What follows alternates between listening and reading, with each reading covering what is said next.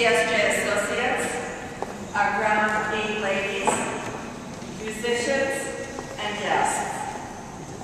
We, your 2012 Jubilarians, thank you for making this day of celebration possible, and welcome you to join with us as we celebrate the milestones.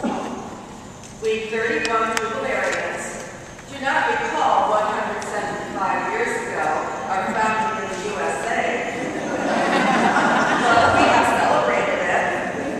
Nor do we recall 100 years ago. We leave that anniversary to the Titanic and the founding of the Girl Scouts of America. But perhaps that latter group, for some of us, for many generations of girls, took the pledge to serve God and country and to help other people at all times. That influenced us in answering the call, which brings us to today. Our 6 Jubilarians, who celebrate 75 years, experienced Mother Rosina's thrust toward advanced studies for our sisters as New York City's Lincoln Tunnel and San Francisco's Golden Gate Bridge were completed and opened. And a first-class postage stamp was 3 cents. Our sisters celebrating 70 years experienced Mother Geraldine managing to pay off the Troy Seminary debt as the women's military service was established and Bing Crosby was singing White Christmas. And the cost of a stamp was still 3 cents.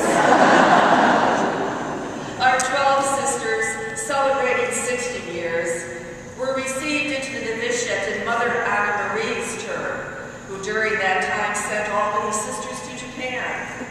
Elizabeth, too, became Queen of England. The Today Show with Dave Garroway debuted, and the first-class stamp was still 3 cents. Then there's the 10 sisters celebrating 50 years in Mother Athanasia's time, the first 11-month postulancy. That group making several trips to Delatour from 741 Madison as the provincial house was being constructed. The name changed from the Troy province to the Albany province. John Glenn orbiting the Earth. Pope John XXIII calling Vatican II.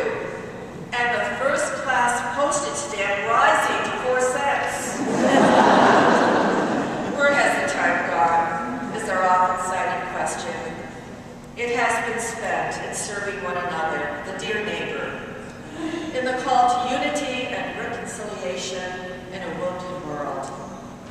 We come together every year to celebrate that call and to celebrate the people who've been sent into our lives and those to whom we've been sent.